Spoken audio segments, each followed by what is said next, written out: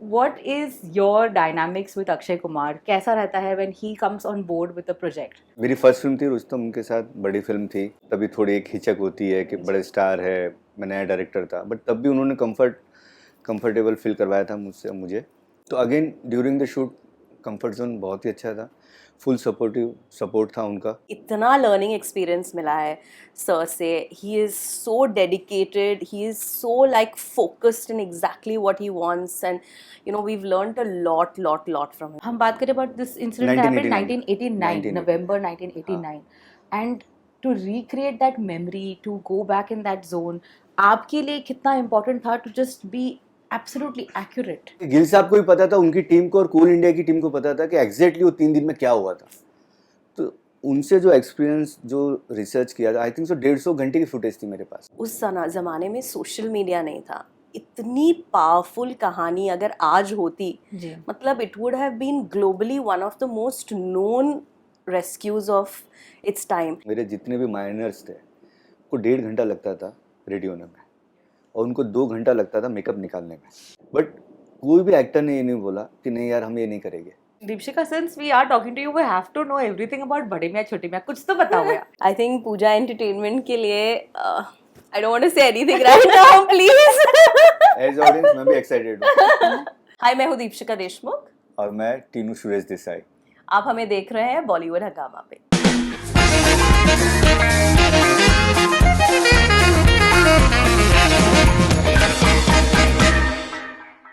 Welcome to Bollywood हंगामा दोस्तों, मेरा नाम है उर्मिन एंड अक्षय कुमार की जब बात आती है तो there is this immense love that happens. We have to go to the theatre, watch him perform, क्योंकि वो कुछ ऐसे फिल्म्स या प्रोजेक्ट्स पर काम करते हैं जो बिल्कुल दिल को छूते हैं। आज पूजा एंटरटेनमेंट की एक मोस्ट अवेटेड रेस्क्यू थ्रिलर की हम बात कर रहे हैं जिसका नाम है mission Raniganj, and today I have the director and the producer with me. Deepshikha, सबसे पहले welcome, how are you doing?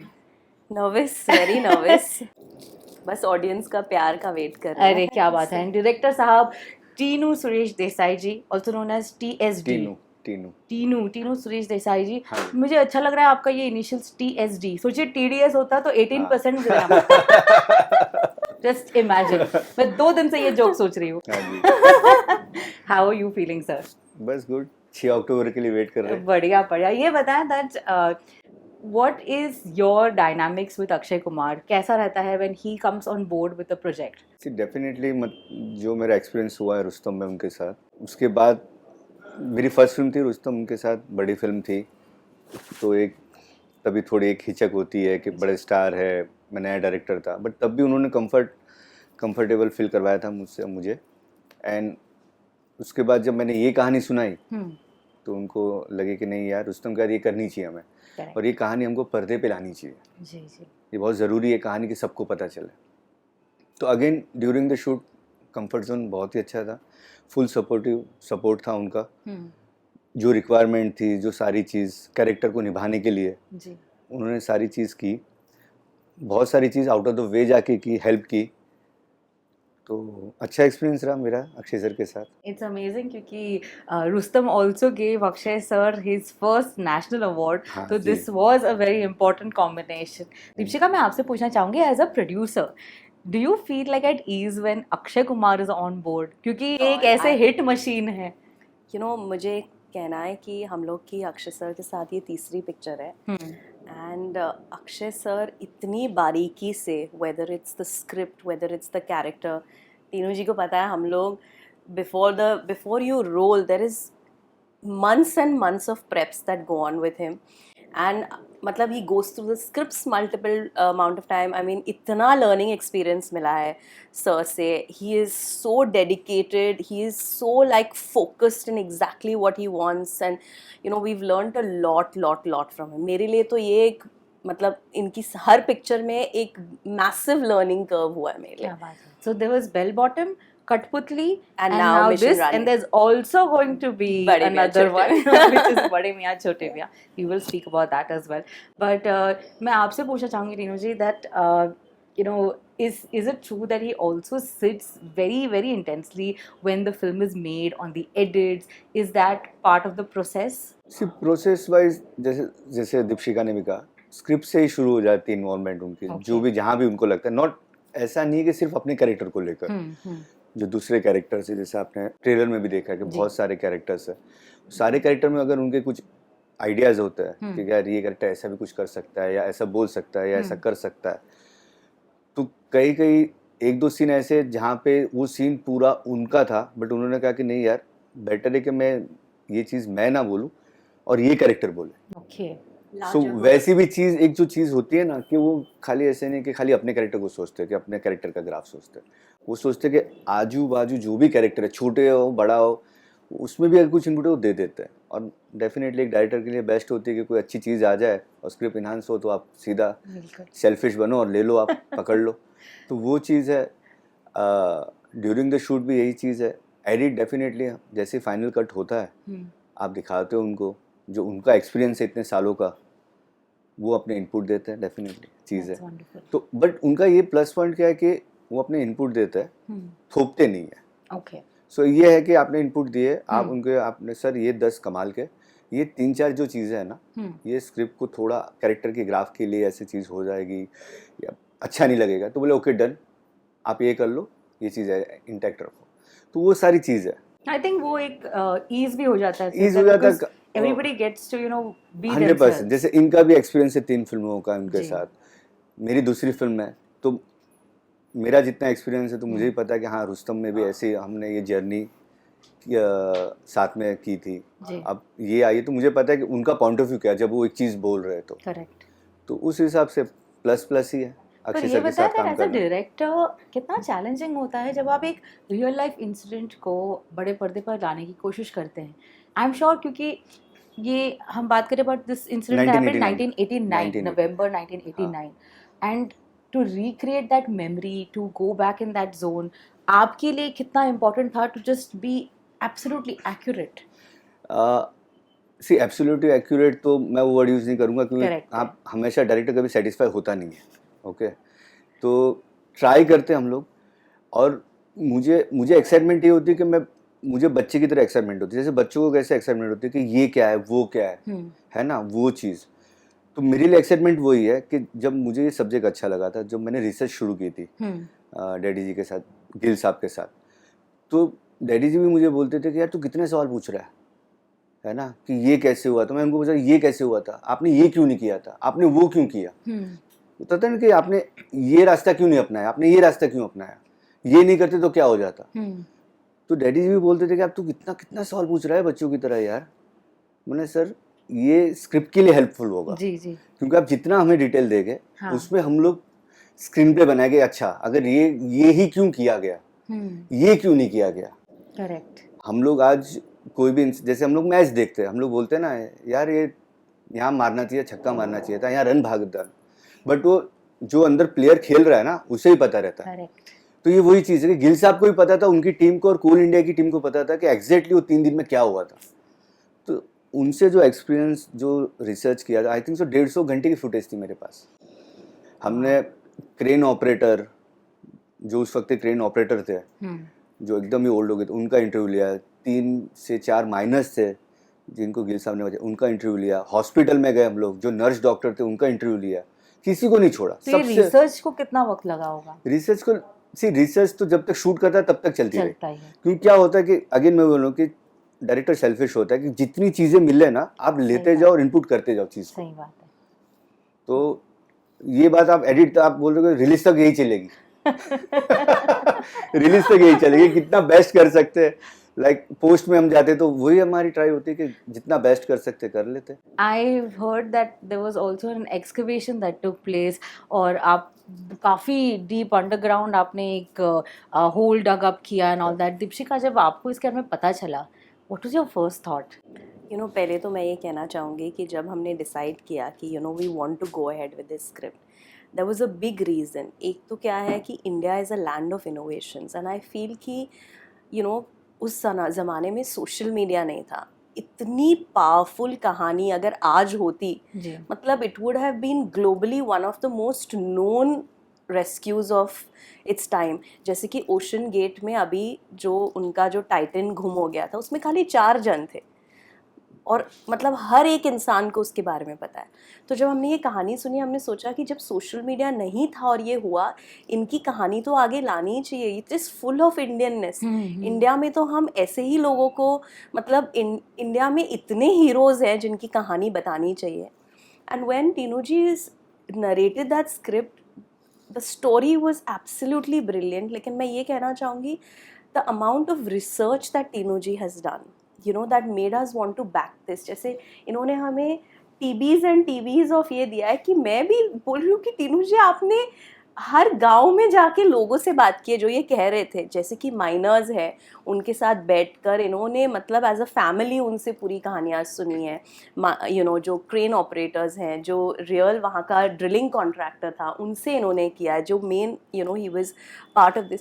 So I think what happens is, for a producer when you are backing a film, it's so important to see the person who's heading it. He's the captain of our ship. And I feel इन्होंने इतने दिल से, और you know, Jaswant Singh Gill जी तब जिंदा थे, तो उनकी फैमिली के साथ, उनके साथ, जैसे कि आपने सुना है कि ये डैडी जी बुलाते हैं उन्हें, बिकॉज वो इतना क्लोज हो गए थे और इन्होंने ठान लिया था कि जितने भी साल लगेंगे मैं पहले यही स्क्रिप्ट करूँगा। और इन्होंने इतना रिसर्च किया है इनके ऊपर। So you know, when we went on floor, जैसे आप एडिट क्वेश्चन पूछे थे, तो you know, for a producer मैं सबसे ज़्यादा खुश थी, क्योंकि जो इन्होंने स्क्रिप्ट सुनाई एग्जैक्टली वही चीज़ आपको एडिट में दिखी। There was no difference. So you know, you feel very proud कि आपने एक स्टोरी को बैक किया, और जिस तरीके से, जिस ढंग से वो बाहर निकल के आई है, इट्स अमेजिंग। नहीं तो जैसे आप कह रहे थे कि इतने दिग्गज एक्टर्स हैं, यू नो, रवि सर है, दिव्येंदु सर हैं, कुमुद मिश्रा जी हैं,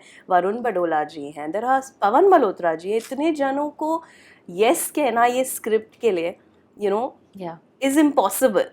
But at any point when the project was being made, did you get a bizarre phone call thinking, oh my god, what? This is what you want to do? No, this cannot happen. Is this untrue? ये तो camera पे नहीं बोल सकते। क्यों नहीं बोल सकते? जैसे बताइए। कि जब इन्होंने कहा कि हम लोग जब सेट बना रहे थे, इन्होंने कहा कि मुझे एक्चुअल यू नो 45 फीट का ये होल डीप करना है, तो हमने कहा कि कैमरा तो नीचे तक जाएगा ही नहीं, यू नो, एज प्रोड्यूसर्स हम वैसे सोचते हैं कि, but we were like we will go. इनका ये कहना था कि नहीं, मुझे अपने एक्टर्स को वो एक्सपीरियंस देना ही है। बिकॉज सोचो, जब 350 फीट डीप लोग फंसे हुए थे, 300 फीट से लोगों को निकाला गया, तो उनको क्या फील हो रहा होगा। और उस टाइम पे ना आपके पास टेक्नोलॉजी थी ना, आप जब पिक्चर देखेंगे you will realise it's not just about getting them out, it's the method, it's the method of how he found the miners, how he got them out. मेरे लिए तो ये मतलब इट्स लाइक यू नो, बहुत pacy है, you always at the edge of your seat कि बच पाएंगे कि नहीं, ये कैसे निकालेंगे, ये मतलब genius mind. You know, he was also an engineer. Right. Gil Saab was also an engineer. So I think what I loved about him is the way he's portrayed that. You know, बहुत जनों को लगता है कि ये biopic है, but actually ये पूरा का पूरा एक मिशन है। जी, ये बताया that how accommodating were the other actors when they heard कि अच्छा some of us will have to go down that 45 feet. बता रहा हूँ कि इतने प्रोफेशनल है सारे एक्टर्स। हाँ, डेफिनेटली एज ग्रुप है, जैसे सुधीर जी बहुत ही एजेड है जी। वाटर क्रॉसिंग का पूरा सीक्वेंस हमारा, वाटर फ्लड आ रहा है, बट उफ तक नहीं की। जैसे लोग बोलते कि हीरोइन मेकअप करने को टाइम लेती है ना, यहाँ पे उल्टा था कि जो मेरे जितने भी माइनर्स थे उनको 1.5 घंटा लगता था रेडी होने में, और उनको 2 घंटा लगता था मेकअप निकालने में, क्योंकि नाखून से लेके आँखों तक, नाक, कान तक सब जगह कोल्ड डस्ट था। तो वो लोग वही बोलते हैं कि भाई तू शूट तो ख़त्म कर लेता है, बट 2 घंटे में निकालने के लिए लग रहा है। जैसे फॉर एग्जांपल जो जिस स्टूडियो में हम शूट कर रहे थे जी, वो स्टूडियो पूरा काला हो गया था, मेकअप रूम तक। ओह माय गॉड, कि जो सेट से निकलते थे, सेट तो कोल माइन का था, बट जब बाहर निकलते थे और अपने रूम में जाते थे तो सारी चीज़ काली काली हो गई थी। बट कोई भी एक्टर ने ये नहीं बोला कि नहीं यार हम ये नहीं करेंगे। और इसीलिए जब मैं एडिट देखता हूँ, फिल्म देखता हूँ, तो मुझे लगता है कि हाँ ये लोग कोल माइनर्स ही है।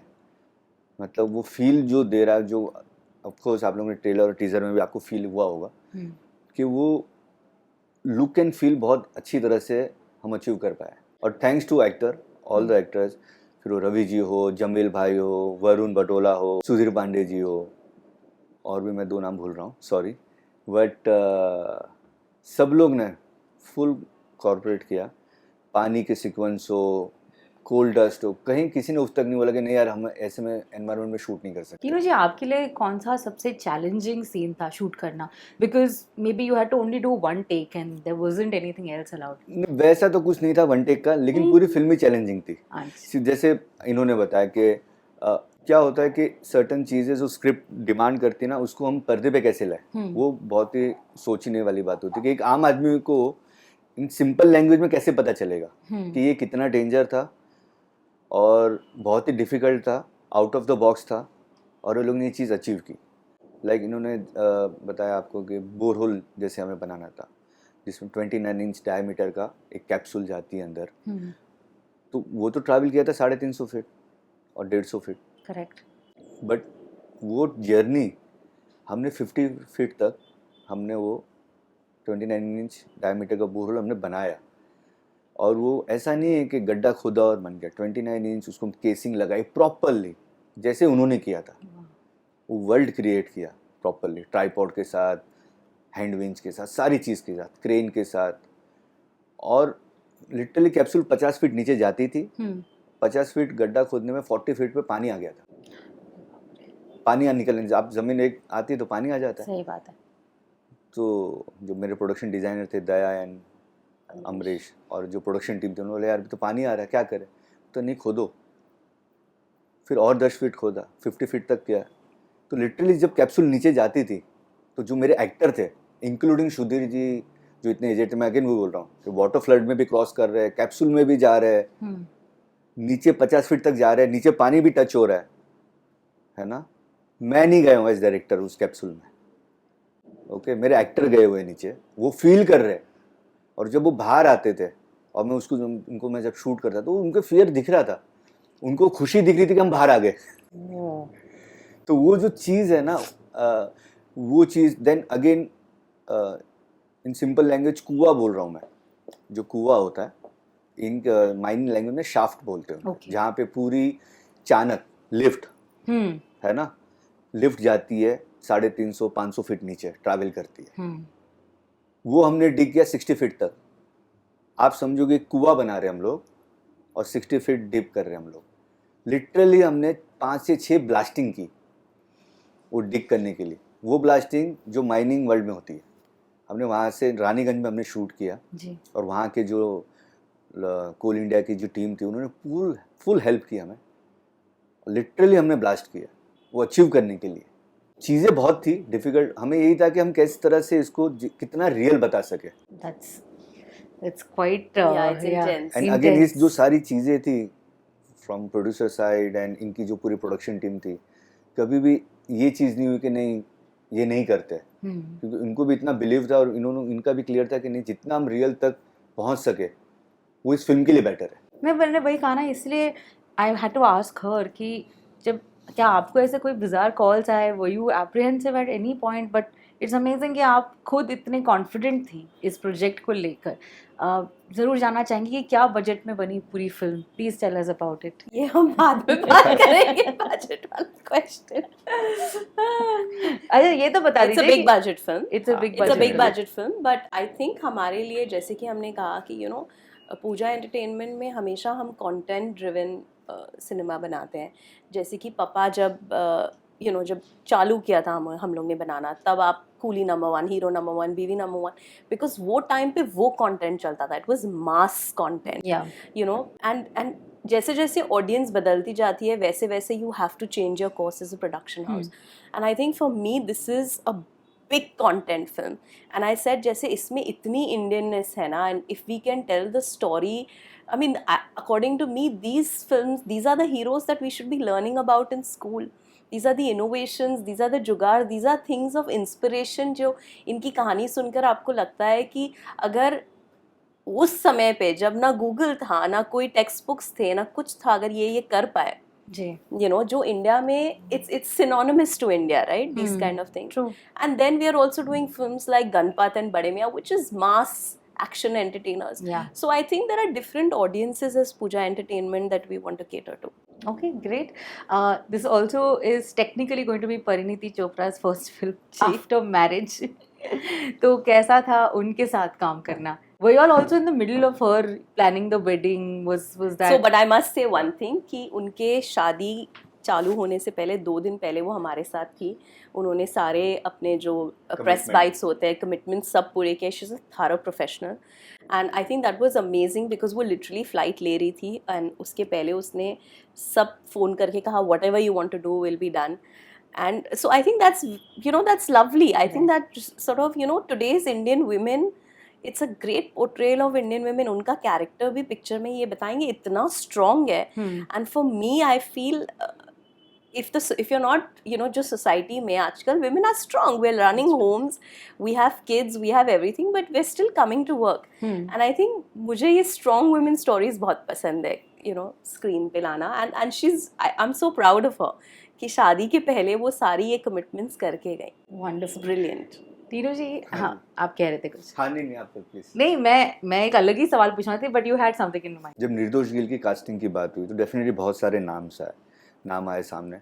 बट जिस तरह से मैं मम्मी जी को मिला था, उनके साथ मैंने बैठा था, जब भी जैसे जब जो भी मेरी रिसर्च हुई है मैं उनके घर पे रहता था. मैं अमृतसर जाके कभी होटल में नहीं रुका हूँ, मैं उनके घर पे रहता था. फिर वो 5 दिन हो, 6 दिन हो, 10 दिन हो, तो घर पे रहता था मैं.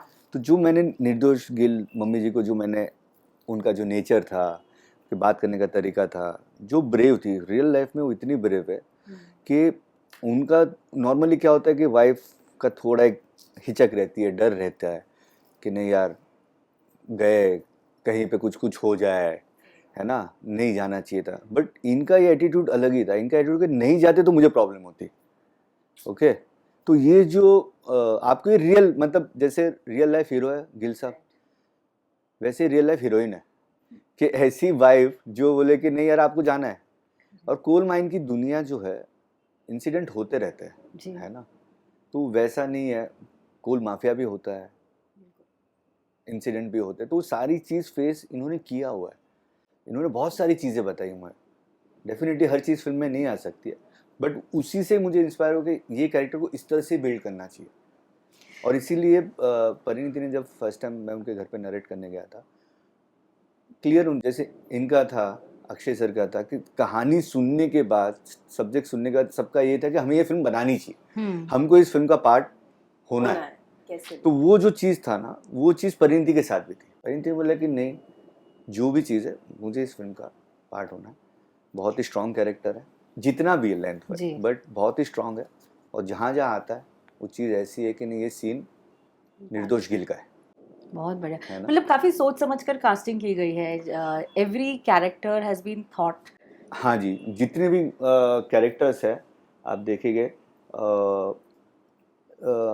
जब वो कैरेक्टर आता है वो सीन उनका है, उस कैरेक्टर का. ऐसा नहीं है कि मतलब फॉर एग्जांपल वीरेंद्र सक्सेना, इश्तियाक भाई, सबके एक कैरेक्टर्स है और उस कैरेक्टर की एक इम्पोर्टेंस है कि ये कैरेक्टर फिल्म में क्यों है. आप ये नहीं बोल सकते ये कैरेक्टर फिल्म में नहीं होता चल जाता, अरे फिल्म में कैरेक्टर क्यों है ये. करेक्ट. वो आया है और कुछ देकर जाएगा स्क्रिप्ट के अंदर. We want to definitely know what memories do you have with Rustom, क्योंकि ये एक बहुत ही इम्पोर्टेंट फिल्म रही. हाँ. आपके लिए भी, अक्षय कुमार के लिए हाँ भी. तो अब अगर you sit back and think about the film, क्या यादें जुड़ी हैं इस फिल्म से? डू यू रिमेम्बर कोई किस्सा अक्षय कुमार के साथ वाइल्ड शूटिंग? क्या है ना, जैसे मैंने बोला मेरी पहली फिल्म थी, डेफिनेटली सीनियर है, स्टार है. तो मेरा हमेशा एक वो रुस्तम में एक चीज़ था कि मैं हमेशा वो डिस्टेंस मेंटेन रखता कि नहीं सर को बुरा नहीं लग जाए, जबकि सर का उल्टा है. बट मुझे हमेशा वही रहता था कि नहीं, एक चीज़ है कि एक डिस्टेंस रखते हम लोग, क्योंकि सीनियर एक्टर है, स्टार है और लर्निंग प्रोसेस है. तो मेरा जो भी एक्सपीरियंस हुआ बहुत ही अच्छा रहा था तभी. उससे बेहतरीन इसमें हुआ क्योंकि और इक्वेशन अच्छी हो गई, है ना, मोर मैं ज़्यादा फ्री हो गया सर के साथ. तो सारी चीज़ अच्छी ही थी. बट डेफिनेटली मैं अभी अंदर के मेमोरीज वाइज जो है ना, मुझे अभी मिशन रानीगंज के अलावा कोई मेमोरी रही नहीं है जो मुझे अभी जो याद है सारी चीजें जी, वो जी। सब मिशन रानीगंज ही है। And Deepika, since we are talking to you, we have to know everything about बड़े मियाँ छोटे मियाँ। कुछ तो बताओ यार, कुछ डिटेल्स तो दीजिए, क्या हो रहा है, I how think- is it coming along? I think we are so excited for बड़े मियाँ छोटे मियाँ, as I think Pooja entertainment के लिए I don't want to say anything right now, please. As audience मैं भी एक्साइटेड हूँ।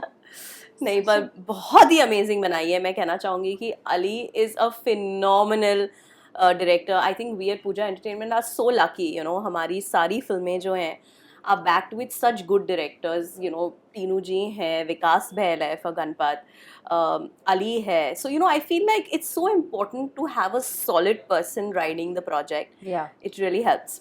That's all. But we'll talk again on बड़े मियाँ you gave us nothing. You gave BNC. What can we expect from the film? ये बता दो. mass entertainment. Dhamaka. You can expect Well, dhamaka, dhamaka, dhamaka. It totally is the time for mass entertainment, for films to cross crores and crores. और मैं आप दोनों को भी बधाई देना चाहूँगी. Thank so you. All the very best. Thank you so We much. look forward to Thank this you. film. We look forward to this rescue operation. Thank you. Thank you so much for Thank joining you so me. much. Thank you Thank so you for much. having us. Thank you. Thank you, everyone. Thank you।